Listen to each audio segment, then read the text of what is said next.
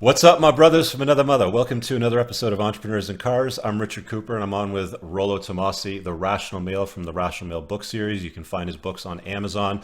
There's 3 books that you want to check out. This presentation is going to be a distilled version of the 9 Rules of Tomassi, which in my opinion are a great introductory source to any guy that's stuck in his life, especially when it comes to women and navigating the sexual marketplace. Rollo's work unplugged me from my blue pill conditioning in the past and really helped me move along and become a better version of myself. So I've invited him on today to kind of dive into the 9 rules in his view and his experience. And before we get started, Rollo wants to kind of explain why he created these 9 rules before we dive into them. So Rollo, go ahead. Yeah, I think it deserves a little introduction here as far as how I came to putting these together. These aren't just some arbitrary list that I just decided I'm going to write 9 rules. The rules that I put, you can find all of these in the first book. They're in the Rational Male.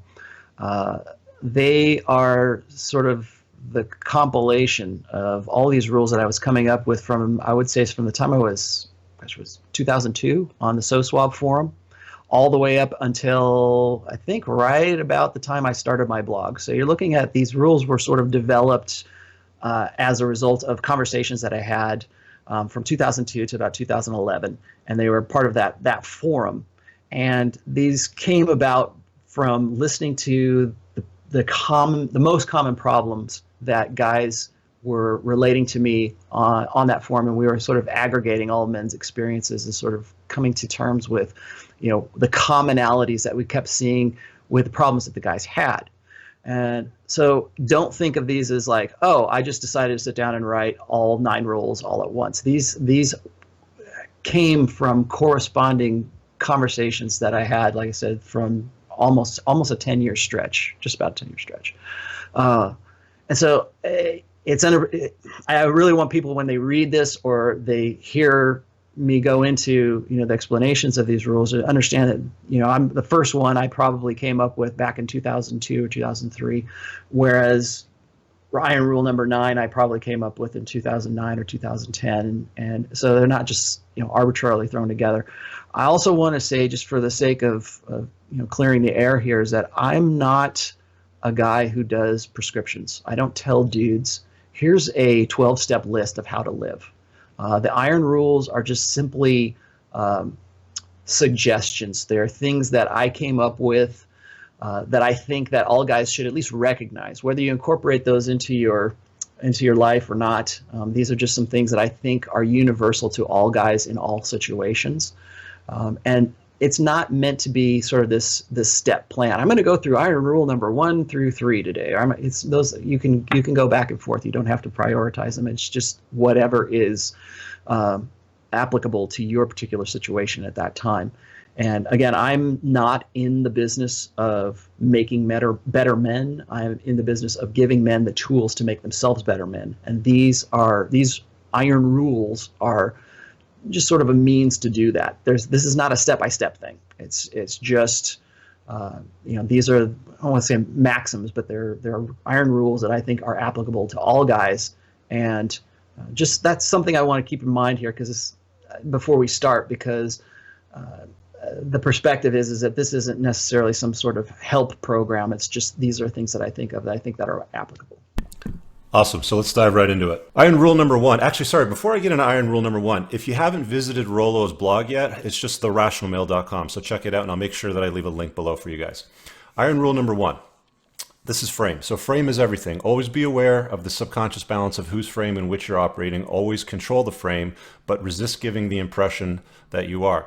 My interpretation of that is basically you want a woman to enter your world. You don't want to enter her world. Women want to look up to a guy. They want to view their man as masculine, strong, virtuous. They don't want to look down towards him. We've talked about hypergamy before. Women date across and up. That's basically what my interpretation of frame is. Make sure you control it. Don't go weak. A lot of guys that I talk to when I coach them end up going from alpha to beta through their marriage, and then they wonder what happens and why did they lose the frame and how do they get it back. So, Rollo, number 1, what do you got on that for us? Well, first of all, you have to understand that my my definition of frame really comes from a sociological and a psychological perspective. Frame is not something that I made up. It's something. It's a concept that's been around in sociology and psychology for a long time. And what frame really is it's the world, or the, I want to say, the atmosphere, the environment that you are stepping into whenever you have a relationship with anybody. It doesn't necessarily have to be with your wife or girlfriend or anything like that.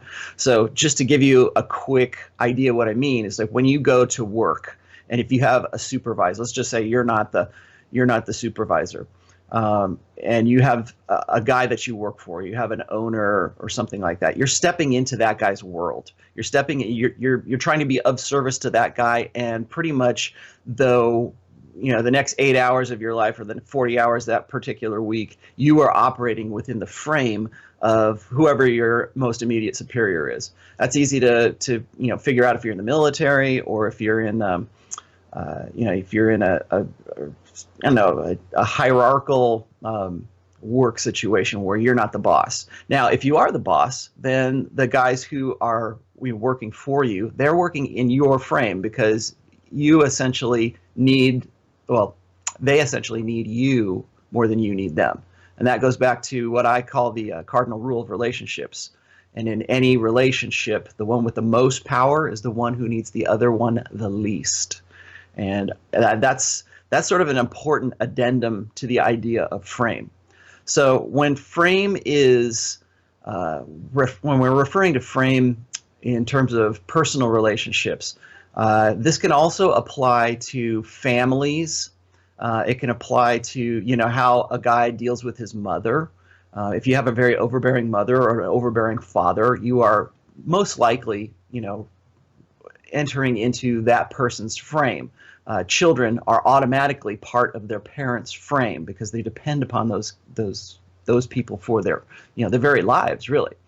Now, those are some really extreme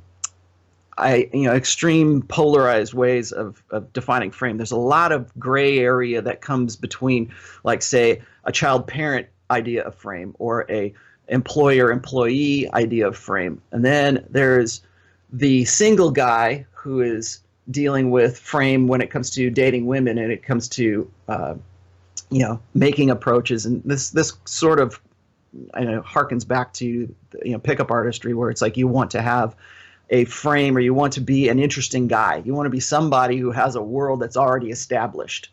Now, in the pickup artist community, it was pretty much creating that sense that you have something that a woman wants, that she wants to be involved in that.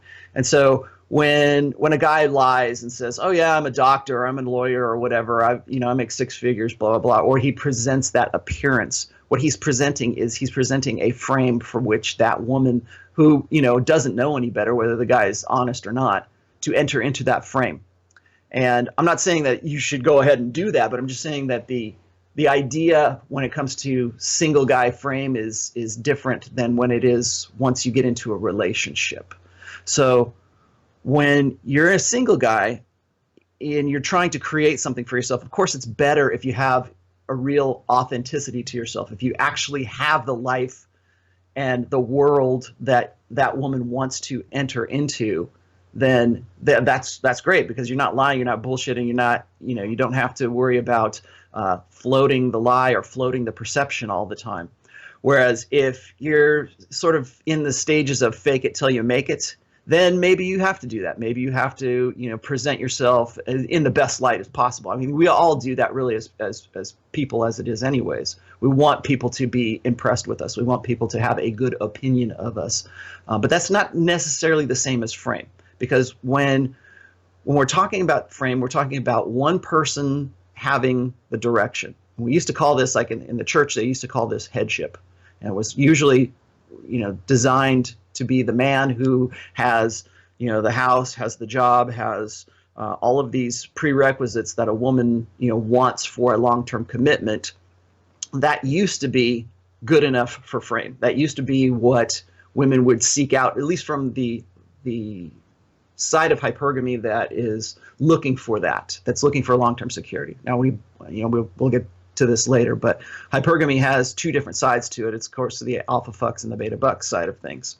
And what I'm talking about right now, as far as frame is concerned, there's that you have to understand that hypergamy also affects frame, because if you are a really good-looking dude and you're yoked and you're fun to be with and you're a great guy, but you're the other side, the provisioner side, the reliable, loyal, the beta bucks side of hypergamy. If you're not about that, if you don't have any of that, then your frame is really going to be based on the alpha fuck side of things. Now, if you are a real beta guy and you're not that good looking and you don't have the alpha, the alpha mindset, but you're really good at everything else. I mean, this is where guys get into trouble when they get to be about 29, 30, 31 years old, where they're just sort of coming into their own and they've established themselves a little bit better, and they don't understand game and they don't understand how how women operate as far as hypergamy is concerned, and they think that that's all it's about. They think that it's just their frame is just about being loyal, being dependable, having a good job, being a good catch, for a woman, and they think in terms of long-term commitment, and that becomes their only definition of frame. So when a woman is looking for a long-term commitment, there's a sense of frame that they want to look for in a guy. And when a woman is not looking for that, when she's in her party years, as I call them, when she's 23, 24, 25 years old, she's looking for a different kind of frame, a man who has that different kind of frame. Women who are, say, 20, like I said, in their peak SMV, I'm just going to say 23 right now. They're looking for, they're not necessarily looking and thinking in terms of long-term. They're thinking in terms of short-term sexual gratification and looking for good breeding stock, really, more than anything. Whereas when a woman gets into her epiphany phase, and she ends up, was he 29 to 31 years old, right around there, she's looking for a different, or I should say she's not looking for it, she's prioritizing her needs for whatever that frame is, based on those immediate needs, which her epiphany phase is kind of defining for her. So that's the one thing I think guys really need to understand, is that there's different priorities for frame at different times of a woman's life. That's one of the reasons I wrote Preventive Medicine, was to give guys a timeline so that they can see what it is that they can more or less expect from a woman and what she's looking for, frame-wise. Now, let's say, for example, you have everything, or maybe I'm just going to speak to guys who are, like, say, in their mid-20s right now. You don't necessarily have a lot of long-term prospect, and you maybe don't have a lot of short-term prospect. But what you need to have is you need to have at least that attitude that you are the prize. And we've talked about the prize mentality before in a couple of other shows, but you need to think in terms of, you might not be, or you might not have that world that she wants to enter into at this particular time, but you have the potential to do that. And at some point, she's going to need you that much more. Let me just hop in there and try to kind of distill it, because I think that last point is probably the most poignant when it comes to the first rule and what frame is. And it's be the prize. Be the prize, guys. Chase excellence, be the prize, because it really does matter. Okay, let's hop into iron rule number 2. And never, under the pain of death, honestly or dishonestly, reveal the number of women you've slept with, or explain in any detail of your sexual experiences with them to any current lover. I don't kind of, need to expand on that, but give your reasoning. And first one, if you can give your reasoning on that rule, and 2, what's your recommendation to guys as far as a response if and when a woman presses for that information? Mm-hmm. Okay, there's 2 reasons not to do that. The first reason is, I think that a lot of beta guys think that they have to establish their cred. They have to establish their the idea that they are actually a kind of guy that other women want to get with. We always talk about, women want to be with a guy who other men want to be and other women want to fuck. Okay, and what happens is, to the beta mindset, is that, well, if I prove myself as being, a good lover, or if I prove myself as being pre-selecting, I think a lot of guys really misunderstand the concept of pre-selection. Pre-selection is when a woman chooses you because other people are into you. Like, they always say that if other chicks are with you, if you're seen with another girl, that the girl that you want to get with, or other women, see you as somebody that is valuable. Like if you walk in with a hot girl, other hot girls are going to look at you and say, oh, he's already pre-selected. So that's what we're looking at. Now, the thing is that a lot of guys don't have that, but they want to get that. And I forget the guy, I wrote a post about this, and I think I called it hysteria or something, but there was a guy in, I think he might have been, it was in New York. This guy in New York, and he's just complete unknown, and he had a video crew follow him around.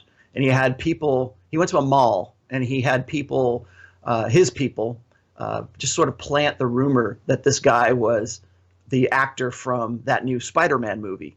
And so consequently, as things developed, as this guy was going through this mall, he had girls coming up to him, taking pictures with him, wanting to get with him because he had a video crew following him around. And the guy was complete unknown. I mean, he's just this anonymous dude, right? But he wanted to prove the point that pre-selection is everything, especially when it just comes to human beings in general, but certainly with women who are looking for quality, and they're looking for a guy who's going to have more. We always talked about hypergamy, how it's, women go for the baseline and they go up. They're looking for that up. And if somebody can tell them that this person has an up, or he has a higher level, that does the work for her hypergamous filters. So if the girls are saying he's the bomb, he's great in bed, blah, blah, blah, and they go through all of these pre-qualifications for her without her having to figure it out, then that's pre-selection. So the reason that I say that you should not tell a woman all of this is because this is something that women need to find out for themselves. And when we get into some of these other iron rules later on, you'll understand why I say this. But for the time being, it's important to understand that guys will try to buff themselves out. They'll try to get into a position of pre-selection by bringing a woman to the conclusion that he has pre-selection, that other women want to get with him. And when guys don't understand how women communicate and how men communicate, there's nothing more overt in communication than telling a woman how many women you've slept with. Now, that's you as a guy telling that woman. So this is part one. So the reason most guys tell a woman how many other women that they've had sex with is because they're looking for pre-selection. That makes them more inauthentic, and that makes really pre-selection and what's the other word I'm looking for? Pre-selection and social proof is something that a woman has to come to on her own. You cannot lead her to that. You cannot tell her overtly, "Hey, I'm famous," right? That sounds like you sound like a dick like that. You sound like you're try hard if you do that. So that's number one. The other case that happens is when women hit you up, and this is probably the most common one. They'll say, "How many girls have you been with?" You'll get that question. How many other women have you been with? Like they're trying to dodge that question, right? But so they throw that back on you. But they'll ask you how many you've been with, and usually that's a shit test. That's a shit test, not necessarily. She doesn't really want to know the answer. She's just trying to see if you will answer that.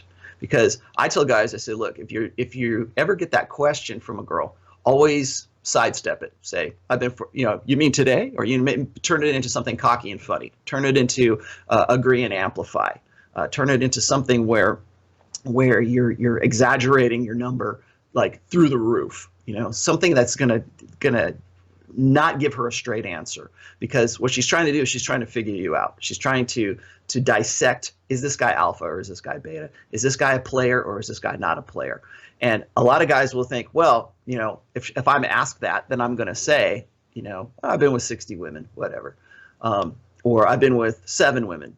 And then usually when it's funny because when guys want to lead a woman to the idea that he has social proof, he'll exaggerate. He'll say, yeah, I've been with this many women. But when a woman asks him, how many women have you been with, from the opposite side, they tend to understate how many how many they've been with, because they think that they're being asked that because they're being vetted for a long-term thing. So if you've already had sex with a woman and she asks you, how many women have you been with? She's trying to establish whether or not you are alpha. If you haven't had sex with her and she asks you that question, it's more of what's your value, or are you, again, really, are you alpha, are you beta? But it's more of a shit test, and I really think that the key to passing that shit test is to just really, first of all, don't offer it up, and then second of all, if you are pressed for that, it's actually an opportunity. It's a shit test, but it's a really easy shit test to pass if you know how to agree and amplify, and if you know how to be cocky and funny about it. But again, the basis, the fundamental reason not to do that is because you're playing into her frame by doing that. You're answering. She's the inquisitor, and you are answering the questions, and it's the opposite way. You're the one who should be asking those questions. Yeah, that's excellent point, because number one, we're talking about frame anyway, so that's a good way to wrap that up. Let's hop into number 3. So let me just reset here. We've got number 3 states, any woman who makes you wait for sex or by her actions implies she's making you wait for sex, the sex is never worth the wait. That's been my experience more than once, so I definitely, I could definitely write testimonials to that one. But yeah, what's the reasoning behind iron rule number 3 with the whole notion of waiting for sex? I mean, I've noticed that generally speaking, there's always the alpha fucks and the beta buck side of things, and it tends to be, if it's alpha fucks, it can be very quick. So younger women, they're in that right phase of their menstrual cycle where they're just more horny, versus the other side where it's like maybe they're in their 30s and they're looking to vet guys for more beta bucks for long-term relationships, and they tend to try to make you wait. What's your thinking behind why they try to make guys wait, 1, and 2, the story behind that rule? Go ahead. All right. I'll give you a quick story about this. As you know, I work in the liquor industry, and I have I generally choose women to be, booth candy, or if we're going to a martini fest or something like that, I'm usually selecting these girls, and they're usually hot young girls who are good looking. And part of my unique situation is that I'm in social situations where I can be a people watcher. I call myself sort of the Jane Goodall of modern mating market, really, because I'm out there and I'm watching this happen. But one of the conversations that I listen to girls, and I've heard this more than once, but from my girls, I call them poor girls. The one girl would ask the others, "Have you ever had sex with a guy on the first date or on the first night?" That after meeting him, and of course the other girl says, "Well, yeah, of course I have," but only if he's not relationship material. And so that's chick logic for you right there. It's like she'll have sex with the hot guy that she meets right then and there because it's immediate and they want to have sex. But if the guy seems like he has some sort of boyfriend material, relationship material, long-term material for that guy, has some sort of potential for that, then she'll make him wait. But she won't make the other guy wait. And I remember distinctly hearing that story, or thinking about that story when I was writing this. I'm like, that seems really contradictory, but again, it's chick logic. There's this idea that they don't want to give a good guy, the guy that has some long-term potential, they don't want to give him the impression that she's a slut, but yet she is a slut with the guy who is the short-term potential, who the hot guy is. In that post, I call that guy the hot guy that she met on spring break in the foam cannon party in Cancun, right? And those are the events where young women just sort of throw caution to the wind. They're ovulating and they're like, "Hey, let's go. It's girls' night out. Let's go have fun. I'm going to go have sex with the guy that I can get with, that I want to. I'm not going to worry about so much the long-term type thing." But then when that woman meets a guy who is in his he has relationship material, he has a relationship potential, that's the guy that she'll make wait, because she doesn't want her to think that she's the type of girl that would go have sex with the guy in the foam cannon party, right? But you have to understand, why is she doing that? Why is she reserving herself? Why is she not giving her full 100% desire to the guy who she thinks of as relationship material, but yet is giving, throwing caution to the wind and having, real, genuine, desired sex with the guy that she wants to have sex with at that particular time. So this rule is probably the one that I get the most grief for. And I get this from guys who pretty much agree with women on this, because women want to say, well, you want a slut, but you also want a housewife. And it's not that. I didn't put this rule out there to redefine the Madonna whore complex. Okay, every guy wants a porn star in the bed, and he wants a good mother for his kids, right? There's that. It's really kind of the alpha fucks beta bucks paradigm for guys. We want a really hot chick who's really fun to, a porn star sex, and then we want the girl who's going to be, a good mother to our kids. Usually trying to find a balance between that is next to impossible, particularly today.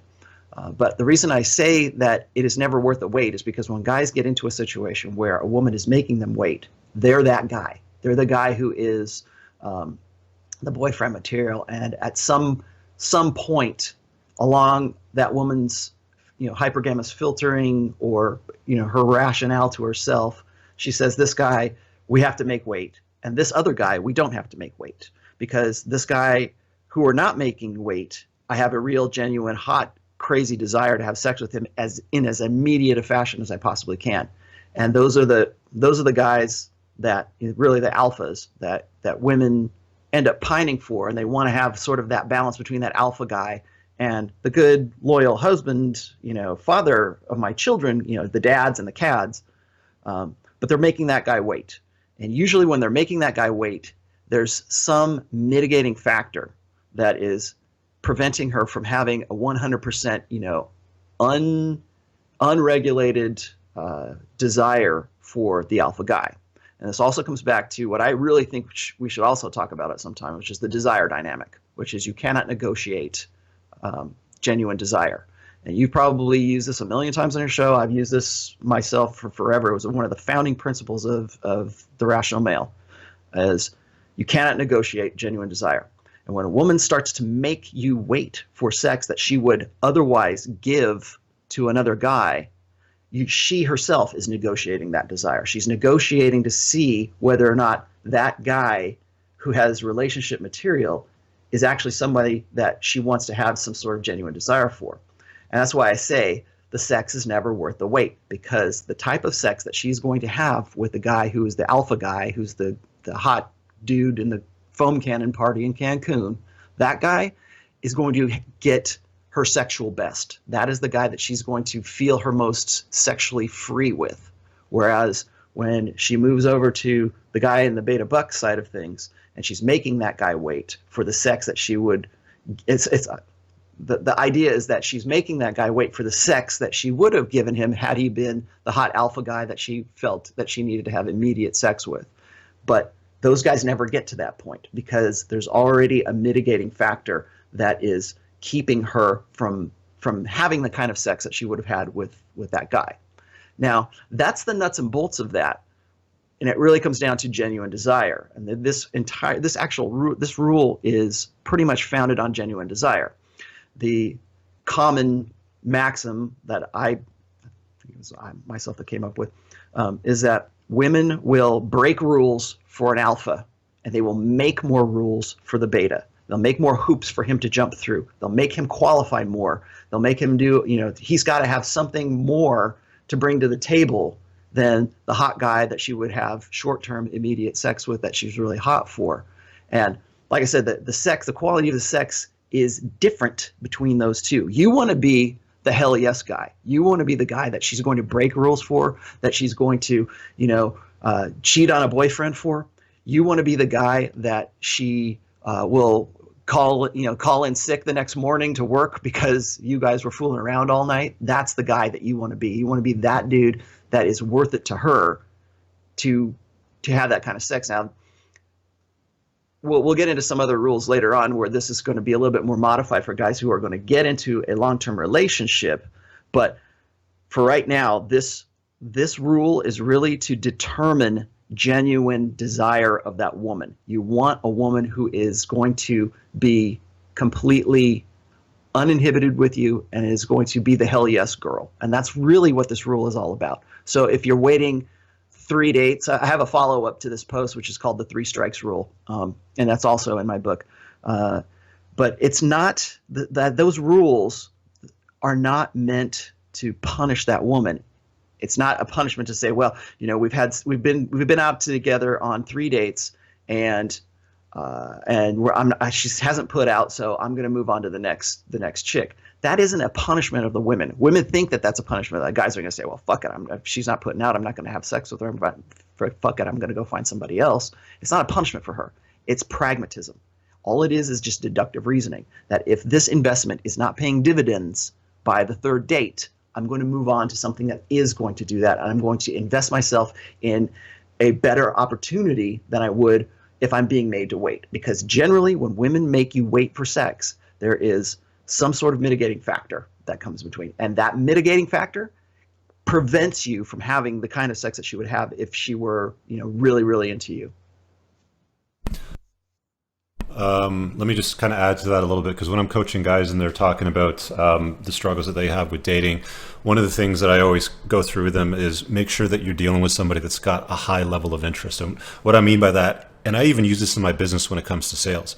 If you're selling somebody on a product or service, or if you're talking to a woman on a scale of 1 to 10, with 10 being the highest level of interest, like I want to buy this shit now, or I want to go out on a date with you right now, versus I'm not interested. I have to be talked into it. Yeah, you want at least a minimum 7 or 8 as far as level of interest. I mean, anything lower than 7, you're going to be waiting 5 or 6 dates before you see anything. She's not going to be that attracted to you. You're just wasting your time. It's the same thing with sales. If you're talking to somebody about a product or service and they're like, meh, I got to talk to my wife about it, or let me think about it. That's like lower than a 7. You want a hell yeah, because if it's not a hell yeah, it's a fuck no, and you're going to be waiting. And like Rollo says with number 3, you're going to be waiting for some basic bitch sex. Well, the other thing that you should I want to add to this. Okay. There's pickup artists will always say, look, you need to increase her buying temperature. And you probably know what buying temperature is as being a sales guy and everything. And escalating and working her up from being sort of a well, maybe, to a hell yeah girl. I'm not saying that you can't do that. I'm not telling guys to say, if she's not immediately into you from day one, just forget it and move on to the next thing. I'm not saying that. There's plenty of good relationships, and there's plenty of good sex that has happened because guys are talented and skilled enough to increase buying temperature to go from sort of a meh to a hell yeah. So I'm not saying that there's no way to upsell yourself. You can do that, but just understand that if you're running into that roadblock and of I'm going to make him wait for sex, then if a woman is saying that, if she's saying I'm going to make you wait for sex, because I have guys tell me all the time, oh, she's making me wait for sex, or I hear girls all the time tell their friends, I'm going to make him wait because I don't want him to think X, Y, and Z about me.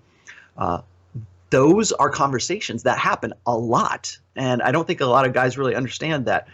Putting that together is something that you can overcome, and it's really sort of that's where the artistry part comes in. Like when you pick up art or pick up artist, that's where the artistry comes in, where you have to be able to, if you have to determine if she's worth your while to put the effort into. But then second of all, are you skilled enough to do that? Can you escalate? Can you bring it up? Can you make it worth your while to have done that? And I would tell guys that yes, you can definitely do that. It's not a lost cause all the time. Awesome. Thanks for that. So let's hop into iron rule number 4. And again, guys, if you're not familiar with Rollo Tomassi's work, check out his blog. It's therationalmale.com. You can also grab his books on Amazon. There's a 3-part series. The Rational Male book series are definitely worth looking into. Let's hop into number 4.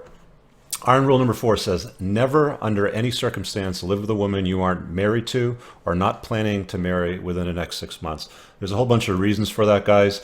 My interpretation, my own experiences, like the dynamic of competition, anxiety, you've got a lot of family law risks. You know what? I could go on and on about this, and I made a deep video actually for my own audience on the channel, but I want Rollo to kind of explain the theory and the meaning behind why he included rule number 4. Go ahead. Okay. Again, this is another rule that kind of has 2 parts to it. The first part is what you just described. There's the legality and the logistics of the whole thing. You got to understand, how does a woman come into your life and then want to live with you? Do you invite her in, or does she invite herself in? That's one thing to consider right there. Second of all, is are you moving into her living situation, or is she moving into your living situation?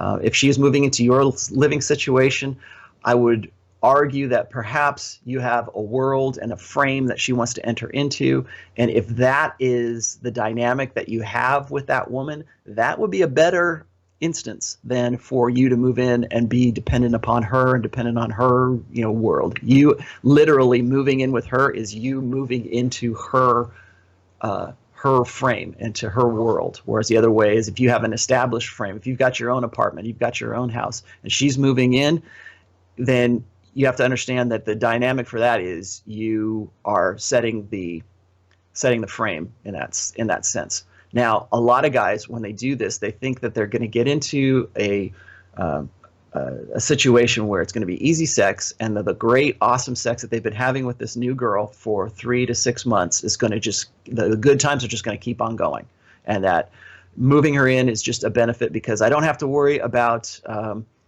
driving home the next day, or I don't have to worry about setting up dates anymore. She'll be right there. It's easy access. And for the most part, most men move a woman in because they think that it's easy access sex. The other interesting part that I want to add to, just in case you missed it, is the financial component of it. A lot of guys are like, oh, I only have to pay half the mortgage, or they'll contribute to half the utilities. It's mental the way that guys think about that. Yeah. Well, and the thing is that when they do that, when guys think that they're only going to pay half the mortgage, first of all, I would argue that you're probably not going to. You're still going to be paying most of the mortgage because what is she getting out of it? She's there giving you Hypergamy doesn't care. Does not care. Yeah, exactly. And so when you got a guy that's beta and he thinks his ship has come in and he's invited this woman into her house. I mean, most of the time when guys set up a living arrangement, women sort of start pissing in their territory. They'll start leaving their toothbrush over at your house. They'll start hanging their pantyhose up in the shower. They'll start, leaving little things and sort of establishing little parts of their space in your space. So that's one thing to think of. If you're ever with a girl and she starts showing you those outward signs, you are probably looking at a woman who wants to move in with you. Now, the reason I tell guys never to do this is, again, the logistics of it. But you, as a guy, if there's ever any sort of domestic dispute or anything like that, they're going to remove you. The logistics of that whole thing is the police. If there's a man and a woman in the house and they got to remove one, it's always going to be the guy, and it doesn't matter if you are paying the rent or she is paying the rent. They do not care. And I should also say that if you do so, and let's say you got, well, God forbid you ever buy a house with a girlfriend, never do that. But if you are going to move into a new place, like the two of you together are like, okay, we're going to find this apartment, we're both going to move in together, and we're both going to put our names on the contract, okay, for the lease. So what you're saying when you do that, from a logistic point of view, is you're saying, I promise to be with this girl for the next year, at least a year, because I'm committed to paying the rent on this place. And you're not necessarily committed to paying the rent, you're committed to making that relationship work at least in some civil fashion for 1 year. So a lot of guys don't really realize that. Now, the opposite side of this is that guys think that they're going to be getting more sex. They think it's going to be better. It's going to improve their relationship if they're living together and they're shacking up. Now, I don't say this from any moral sense. I mean, some guys want to add a moral component to it, but just from a practical sense, when that woman is in your space, she no longer has to worry about competition anxiety. She no longer has to worry about dread. She no longer has to worry about all of the things that her imagination was telling her when you guys were living apart and you guys were living separately. She doesn't have to worry about where you are at night because she's going to be checking up on you. She knows when you're going to come in. Guys say, well, that's fine. I want to be in that. I want to do that. Well, what happens is when a woman gets into that situation where she becomes comfortable, that's when the sex starts to decline. And every single guy that I've ever talked about this with has been in a situation where he has got into a relationship with this woman. He moved her into his space or vice versa, and the sex gradually began to decline and decline and decline. Whereas he thought in the beginning that it was going to increase or at least stay the same. And that's not what happens because she gets that competition anxiety is gone. She knows who you are and all the mystery about you, all the stuff that her imagination had to figure out about you. All of that is gone, and it's replaced with this comfort. And so you go from this alpha, hot, sexual guy to being also the provider, also the guy who's now almost like family. And I tell guys who are married, they say, well, how come sex declines after you get married? Well, it's because of familiarity. It's because that woman sees you not so much as a hot, foreign, strange lover. She sees you as a family member. She sees you as her dad. She sees you as her brother. She sees you as a comforting figure that's in the house when she comes home from work, when she comes home from a bad day, that you're there to be the comforting guy, right? And then when the comforting guy who ends up becoming this, sort of stuffed animal that she comes and seeks comfort to, maybe she had, a lot of real hot genuine desire for before, he gradually becomes this comforting guy. She becomes a safety blanket, a security blanket for her. And so what happens is she sees him less as a sexual being and more as a comfort provider. And you switch from being the guy who is directing the show and who is, who has the frame, to switching it over to being the comfort guy. And I think that guys really don't realize that. They think that the sex is going to keep going crazy, and we're going to have it'll be so much better because it'll facilitate the sex. But then when they get into that 6 months later, they realize that the sex has gone down, the intensity has gone down, the frequency has gone down, all because they got into a situation that they're now committed to that was not good for the overall health of the relationship. They need to have that polarity. They need to have that separation between the two of them, and they can't get away from each other. Yeah, that's a really good point. And to add to that, I was thinking while you were doing that presentation, I've got, I think, 3 friends that are, because guys tend to get comfortable in long-term relationships and marriage, they kind of slow down. They chase excellence less. They get kind of fat. They sit on the couch and watch sports a lot. And that kind of dries up a woman. Like, there's nothing that dries up a woman more than a rudderless man sort of thing. So I've got 3 guys that I was thinking about that have chased excellence all their life. They're entrepreneurs, very successful. 2 out of the 3 don't have a great long-term relationship with their live-in partner, spouse, wife, whatever that dynamic is. I'm not going to get into details, but the one that does, and he's got a great relationship with his wife. They've been married 23 years. He's the kind of guy that's like, I just had the best sex of my life this weekend. And you're like, yeah, with my wife sort of thing. And it's like, wow, okay. Well, what's the secret? And his secret is he spends about half the month with his wife because he has to travel for his business because he's got different locations throughout the world. It's a very large company. And again, he's chased excellence all of his life. He's gotten better and better. So it's really, really tough. And I think humans in general, I was just thinking, I've got my car getting insured this week on April 1st, which is Rollo's birthday, by the way. And April 2nd. Sorry. Maybe I'll just release this on the 2nd on your birthday for shits and giggles. But I've been thinking, I'm super excited about driving my car again. Audi R8 V10. It's a convertible. I love the manual. But by the end of the summer, I'm like, I can't wait to store it, right? So it's like you have this kind of ramp up as humans towards things that you don't have access to on a regular basis.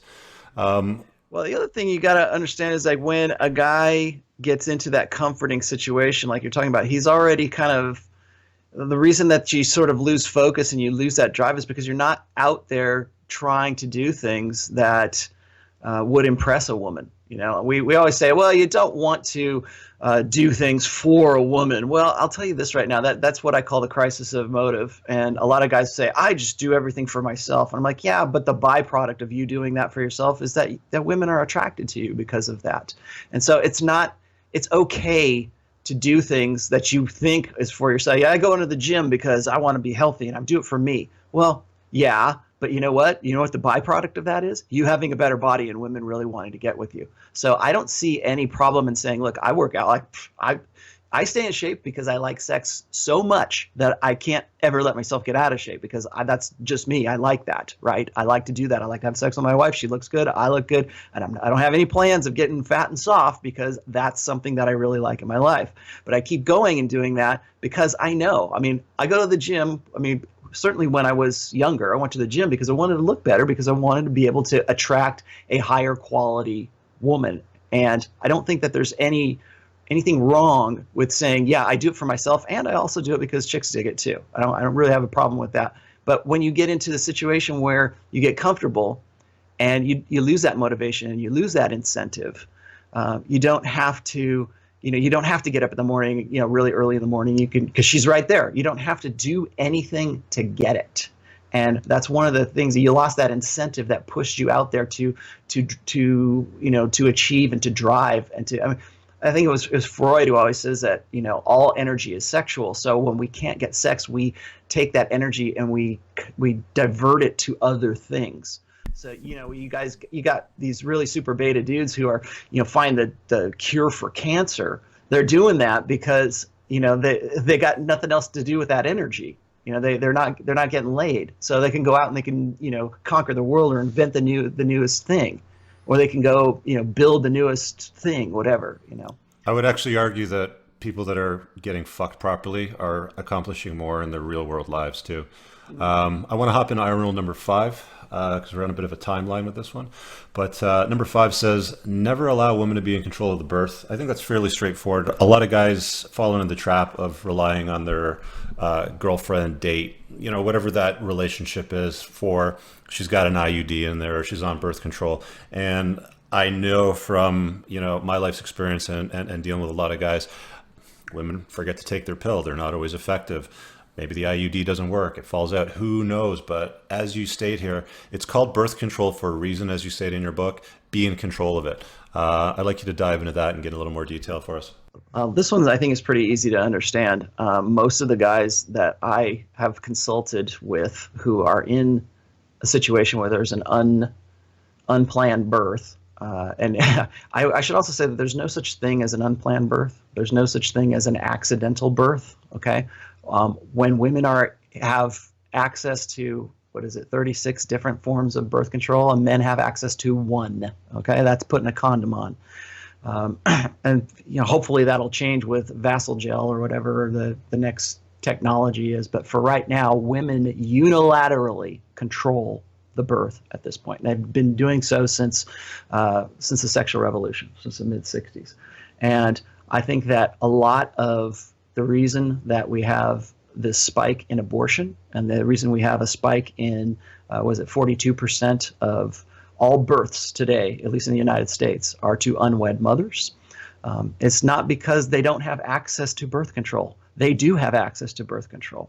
But for the most part, women want to use a birth in order to lock down a guy, whether that is financially or emotionally. Maybe she wants to, she's really into the guy and he doesn't want to commit. Well, what's she going to do? One thing I think that your listeners really need to understand, and I've been sort of putting this out there a little bit more frequently, is there are forums right now where women will get together and they will conspire with one another to find ways to get a guy to commit. And the most popular way to do that is to have a quote-unquote accidental birth.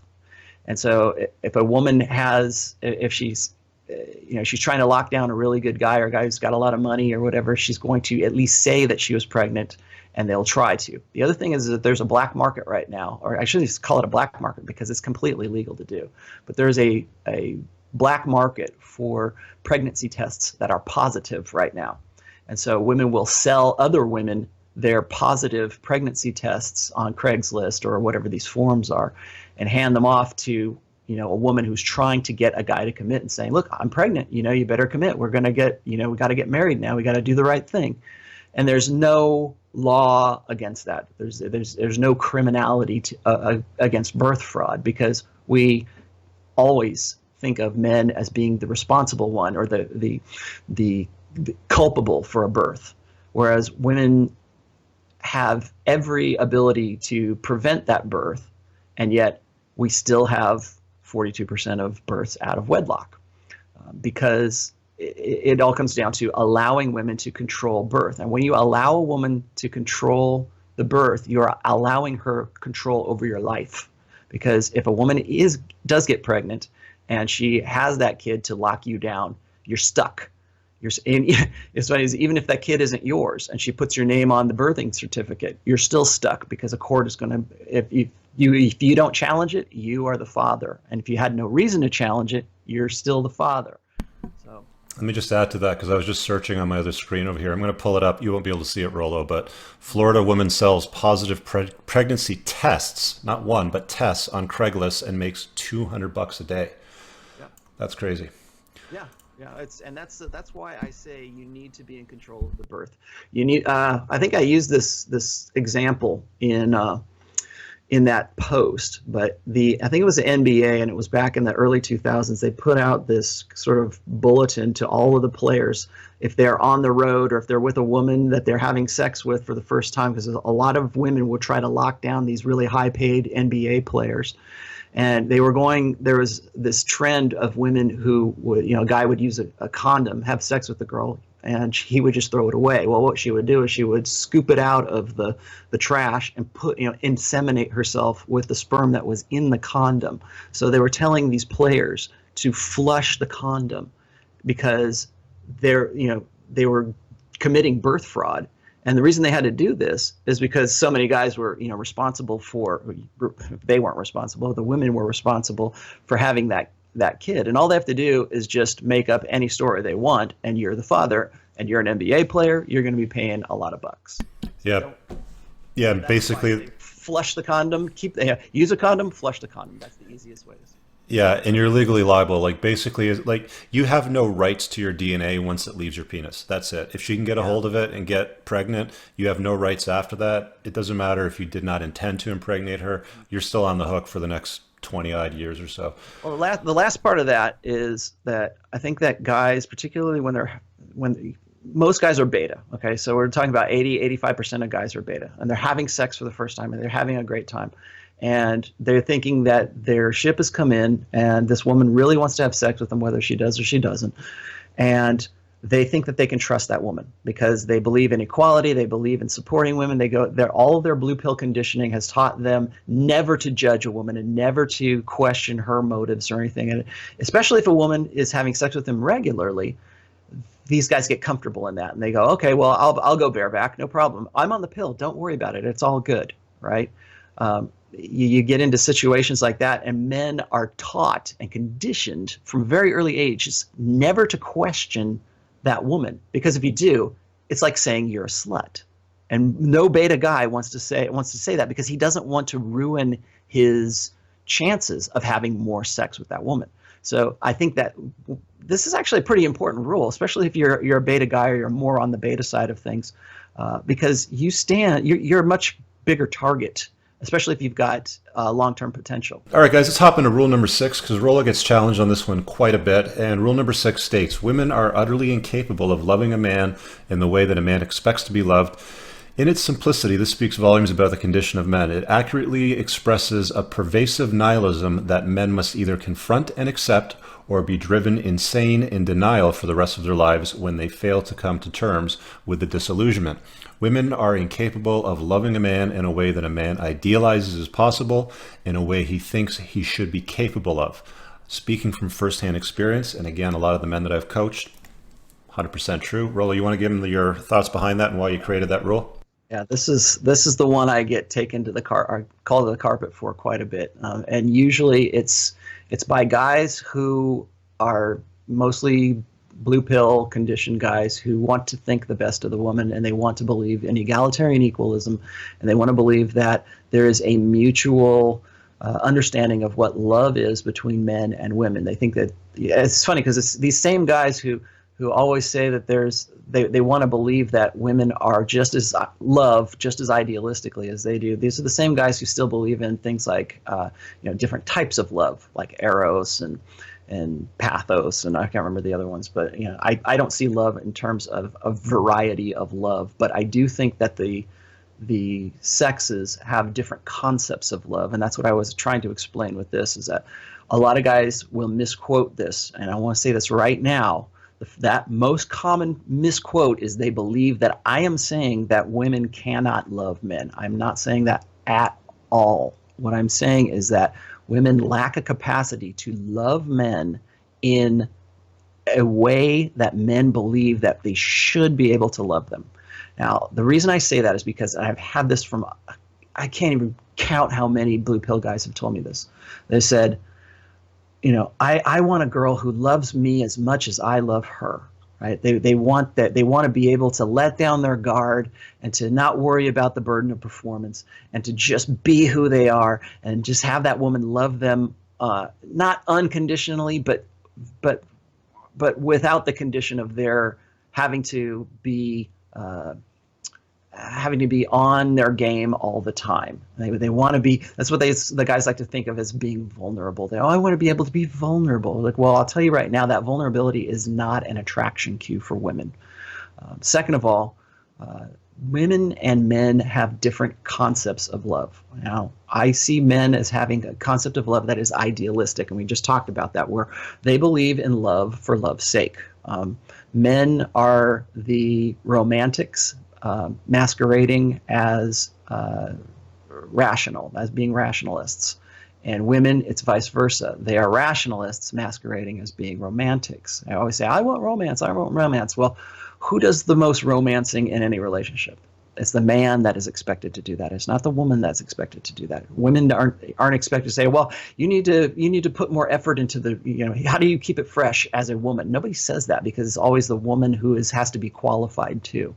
Now, I'm bringing this up for a point because men have a couple of things. First is that they have a very idealistic idea of what love is.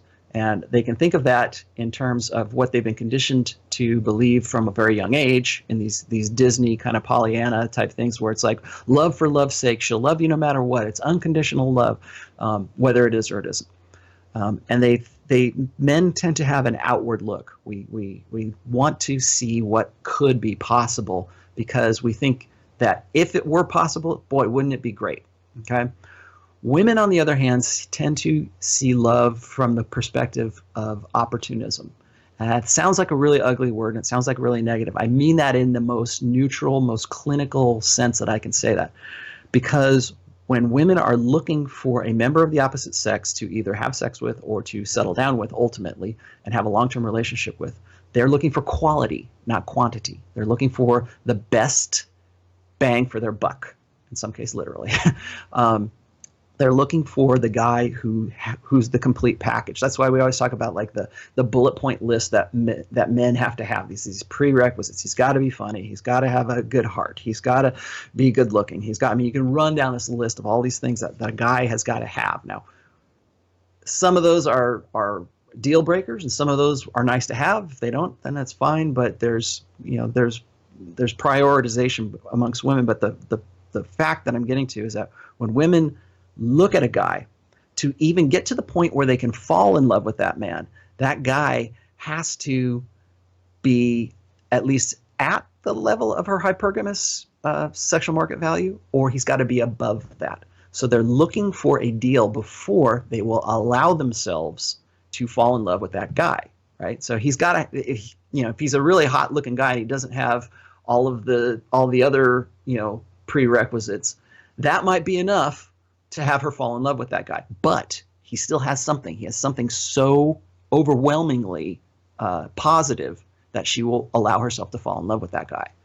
If she has a guy who's a better package, he's got a good career, he's a good father, he's hot, he's good looking, he has all the great, he checks off all the lists, he still has to check off all of those lists. He still has to represent an opportunity for a better life with her. Okay? So women are looking at men to fall in love with. They have to still go through that hypergamous filter before they can get to being in a love relationship with that guy. That's why I say women are opportunists when it comes to love. So they're looking for a guy who is going to be competent in being a man. He has to have met or exceeded his burden of performance. He has to produce resources for himself and enough for her and for kids that would come after that. So you're looking at all of these things that woman is looking for. She's looking for a deal, and she has to have the deal before she can fall in love with the guy. Now, for guys think that shouldn't matter. And women play on that idealism. They go and they say, well, yeah, I love you just for the sake of loving you. And they'll follow along with that. but they won't allow themselves to fall in love with a guy that doesn't in some way register on their hypergamous scale. So guys are loving in an idealistic fashion, and women are loving in an opportunistic fashion. And the problem that guys get into is there's this conflict between the two, because they believe that the woman should view love in the same idealistic way that they do. And women get upset with guys because they're so idealistic, and they think that they should be able to be loved without any burden of performance, without any competency, without anything. And that's where that conflict comes. Is you've probably heard this a million times, like when a woman says, I love you, but I'm not in love with you. And that's a very common, excuse that women give for guys, that they're in love with him. He's a great guy. He checks off a lot of the boxes, but he doesn't check off the one that she really needs, which is him to be competent as a lover, as a hot alpha guy. He might be great as the beta, but he's not great at the alpha. And there's vice versa too. I shouldn't just blame it on one. There's guys who are really super great alphas, but they're never going to commit, and they're never going to be the good dad. So she's still going to fall in love with him. But again, we're looking at things from an opportunistic point of view, and that conflict between the two is where a lot of relationships fail, where a lot of relationships fall apart, because guys think that women should love them in a mutually understood concept of love, and they don't. There's two different concepts of love. And that's why I say that women fundamentally lack the capacity to understand that and to love a man the way that he would like to be loved, in the idealistic fashion that he would like to be loved, because that idealism precludes his being competent and his being his meeting his burden of performance, which is key to that woman loving him, because she has an opportunistic concept of what love is. And on that note, I want to touch on something else, because we got a couple more minutes to spend on this one. Men are only as useful to women for as long as women find them useful. So, it's a moving target, right? Women always reserve the right to update their belief system, to change their mind. So if they discover that their hypergamy can be optimized with another guy, it doesn't matter if she's married. If the guy she married was a 7 out of 10 and she was a 6 out of 10, and he's now a 4 out of 10 and she's still the 6 or 7 out of 10, maybe she's improved her SMV, or sexual marketplace value, and along comes an 8 or 9 out of 10, just because you're married and you've sworn an oath to each other, it does not, stop her from wanting to move along. And it happens to a lot of guys. And there's a story behind the, you're a really great guy and I love you, but I'm not in love with you, sort of thing, right?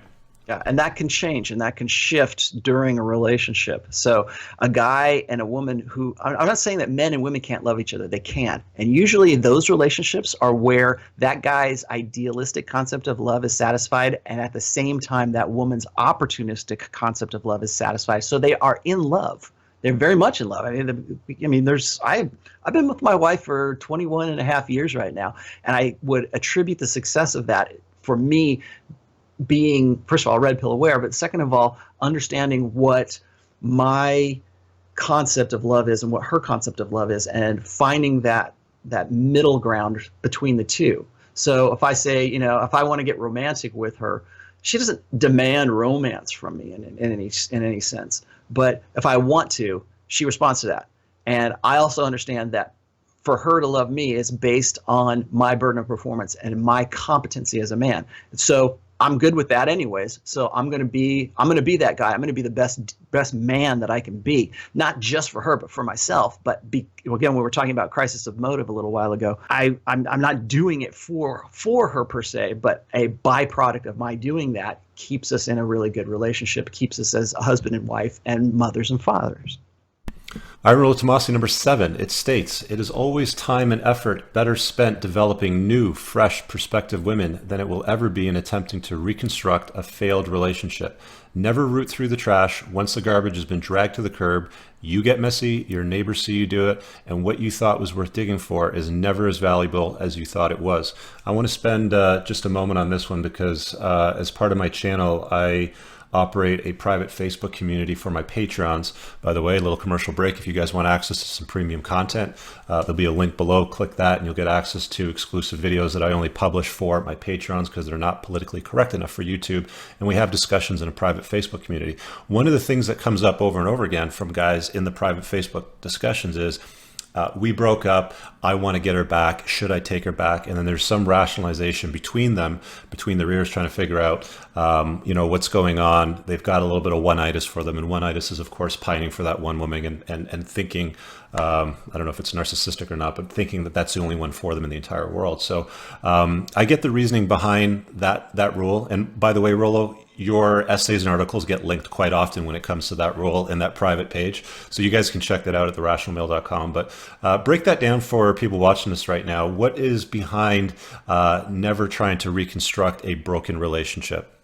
Well, I can definitely relate with that because that is the number one thing I get asked when people discover my work, or if even when I was a moderator on the SoSwap forum from back in the day, that was the number one question I would get. I lost frame. How do I get it back? Or my girlfriend left me. How do I get her back?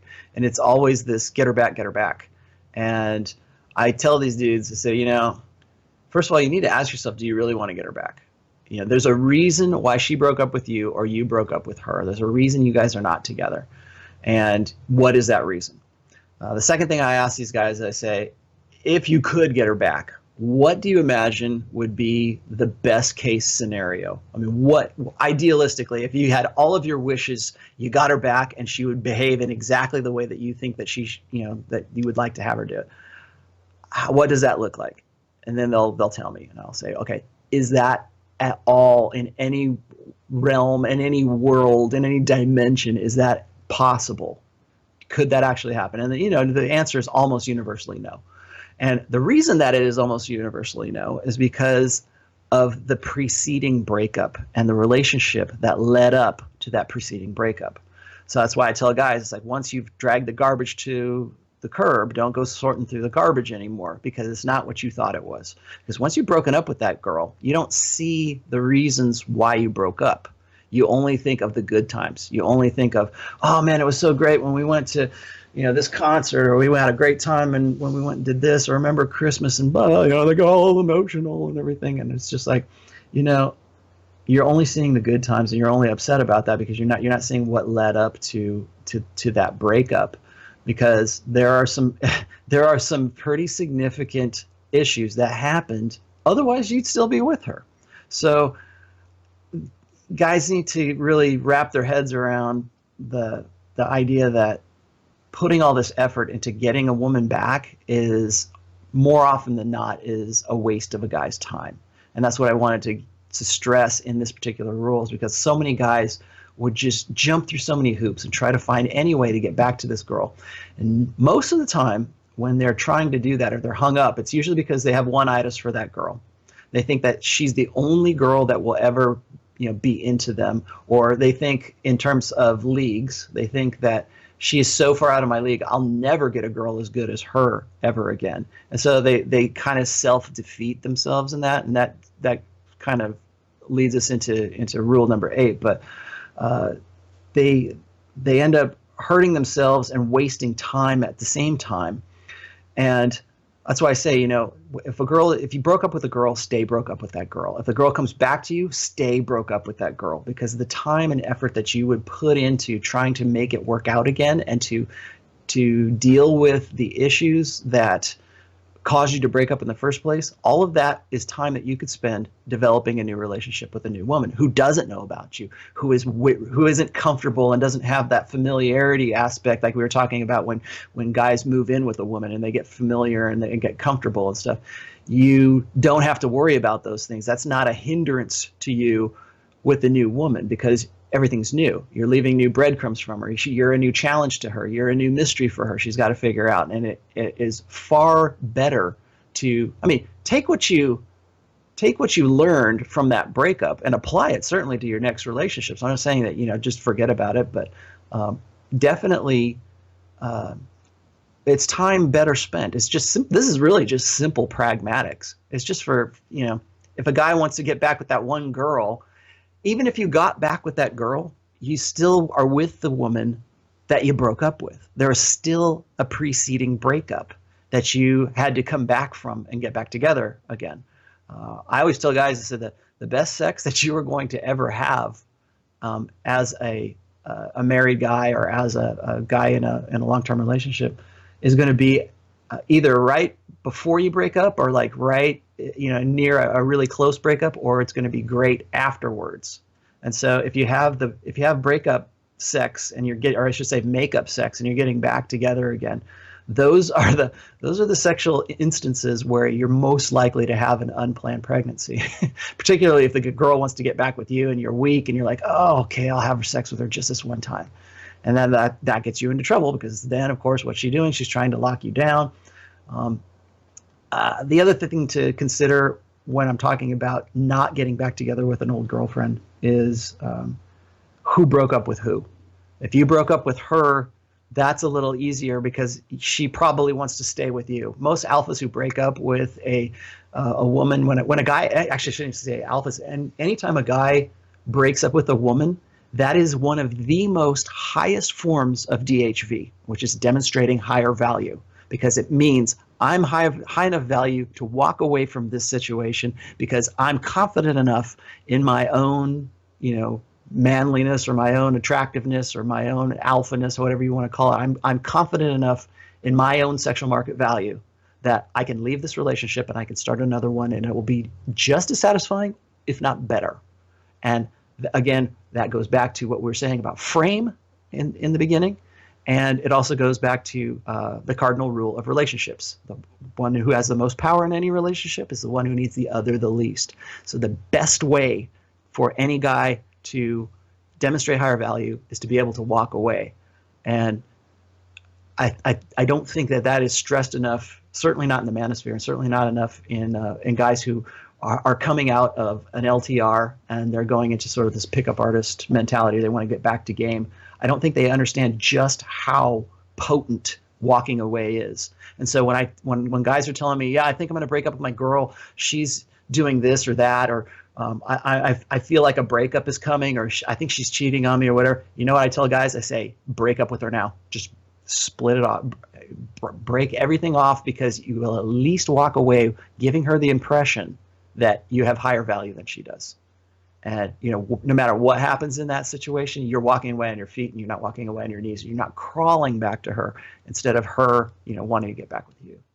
Yeah, I totally agree with all that. Thanks for that, Rollo. Awesome. Thanks for that. Let's hop into the second last one, which is on Rollo Tomassi number 8, which states, always let a woman figure out why she won't fuck you. Never do it for her. An integral part of maintaining the feminine imperative as a societal imperative involves keeping women as a primary sexual selectors. As I've detailed in many prior comments and posts, this means that a woman's sexual strategy necessitates that she be in as optimized a condition as her capacity, in brackets attractiveness, allows for her to choose from the best males available to satisfy that strategy. Rollo, you want to dive into that one? Okay. The reason that I put this on there is because I had so many guys who will blow themselves out.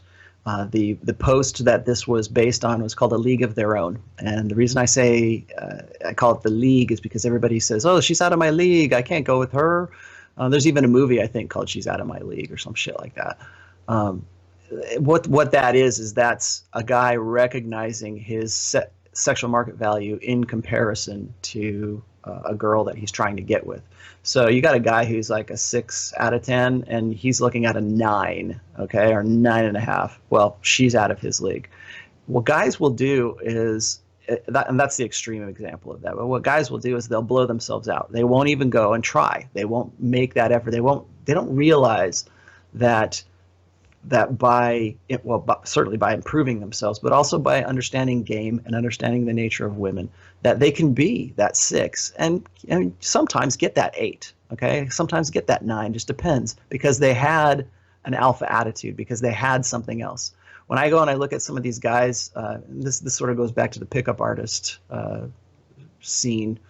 I've seen guys who should never be able to swoop, the women that they're they're getting. I've seen these guys people say, well, it must be faked, or it must be the video that you're seeing is all bullshit. And I'm like, well, I've seen it live, and I've seen guys do it in person, who are just random guys that should never be able to get with these girls. But what they're doing is they're not blowing themselves out of the water before they get there. And that's why I say you never want to help a woman figure out why she shouldn't have sex with you. You want her to go through that. And this also was based on a chapter in my book called Imagination, because a woman's imagination is the most potent tool in any man's toolbox when it comes to dealing with women. You want that woman to think about what if about you. I'm not saying that every guy who's a 6 is going to have some magical ability to go out and pick up a 9, but it's important for guys who are, like, say they're a 7 and they're trying to get an 8. We're only talking about like a 1 degree difference. They need to stop thinking in terms of leagues. They need to stop thinking in terms of blowing themselves out before they get to the point where they can actually escalate, and they could do something to maybe get a woman who is above them in sexual market value.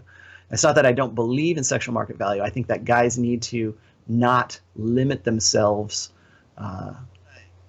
by sexual market value and by pegging themselves for something. I know so many guys who are, like, I would say if you just met them, you go, oh, that guy's an 8, but because he has a beta attitude, you knock him down like to a 6, because he just doesn't understand it. He just doesn't get it. But is he in the same league as another woman who is an 8? Well, no, because his headspace is not where it needs to be. And so really what this rule comes down to is always keep it in the back of your mind that irrational self-confidence is a virtue for a lot of guys. And I think that men tend to like I said, tend to blow themselves out before they even get a chance to do that, because they've been taught to do that. They've been taught to be respectful of women. They've been taught to defer to women. They made women their mental point of origin, and so they don't even try to get with a girl that they think is above them. They're not going to go for the hot girl that they think they can get. Let's hop into iron rule number 9. Iron rule states, never self-deprecate under any circumstance. This is a kiss of death that you self-initiate and is the antithesis of the prize mentality. Once you've accepted yourself and presented yourself as a complete douche, there is no going back to confidence with a woman. Never appeal to a woman's sympathies. Her sympathies are given by her own volition. Never, when they're begged for, women despise the obligation of sympathy. Nothing kills arousal like pity. Even if you don't seriously consider yourself pathetic, it never serves your best interest to paint yourself as pathetic.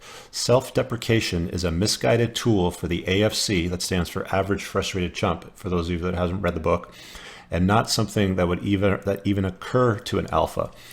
Guys make this mistake a lot, and I think it's from the feminine social primary order, because we've been conditioned to believe that women want soft, they want authenticity, they want weakness, they want tears, they want, those things, but they don't. Women want to look up to a guy. They want to, they want to be with a giant. So I'll let you hop into that rule, Rollo. I want to hear about your, behind the scenes thoughts on that.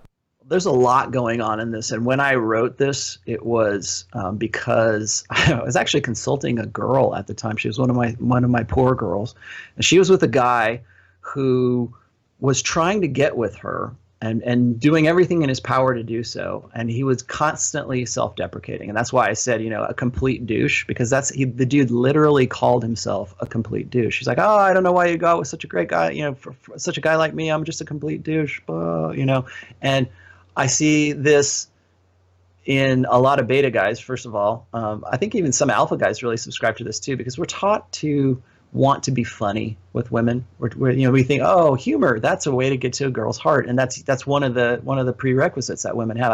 He's got to be funny. He's got to make me laugh. Well, guys think that the easiest way to do that is to self-deprecate and to turn themselves into the joke. Well, I'll tell you right now, in today's day and age, men are easy jokes. So don't think that that's going to endear you. Your own self-deprecation is not going to endear you to them. I wrote in that post, the post that rule is in is called Sorry, and it's I think the byline on the front of that is a lack of game is not in itself game. And I think that a lot of guys think that they're going to endear themselves to women by making themselves less. They believe that if they this isn't guys get confused with this because they think that I'm saying, oh, you don't laugh at yourself. No, you need to have a good sense of humor about yourself. That's fine. But it's when you have this constant game. I mean, these guys' game is self-deprecation.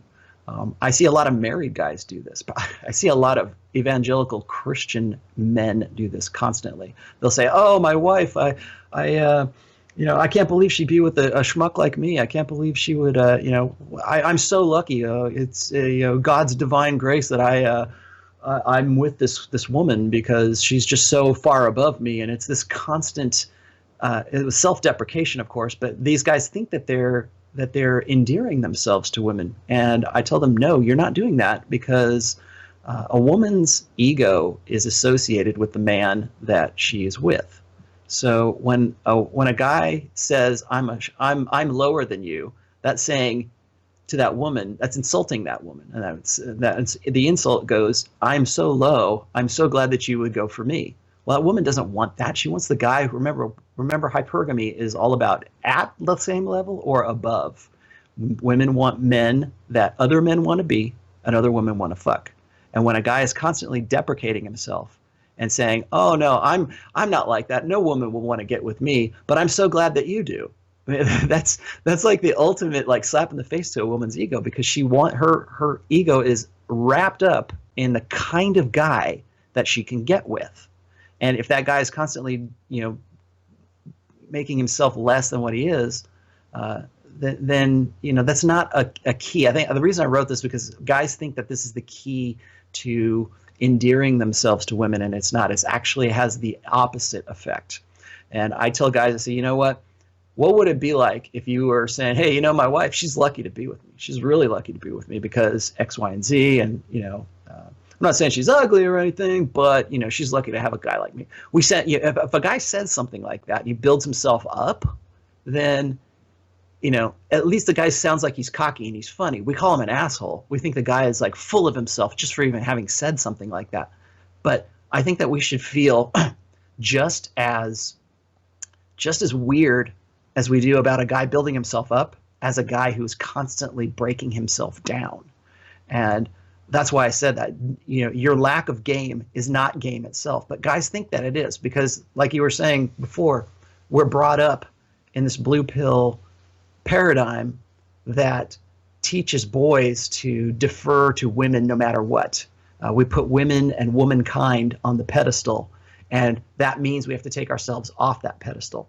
Well, some guys turn that into a form of game, and they think that, well, I'm not on the pedestal. I'm not even under the pedestal. I'm, 6 feet under the ground below that pedestal. And they just want to build, they think that deprecation is game. They think that it's going to build them up, and it really doesn't, because it's an insult. It's an insult to women. Yeah, it's a total insult to women. And the line that I hear over and over again from guys is, oh, my better half. And they'll do it in front of, families, friends all the time. And it's like, just be the prize, man.